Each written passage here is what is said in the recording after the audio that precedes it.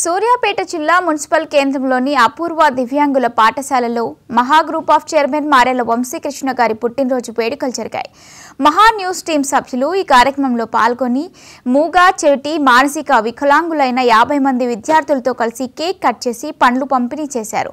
విద్యార్థులు తమ హావభావాలతో, చిరునవ్వులతో ఆనందాన్ని వ్యక్తం చేస్తూ వంశీకృష్ణ నిండు నూరేళ్లు ఆయురారోగ్యాలతో జీవించాలని భగవంతుణ్ణి కోరుకున్నారు.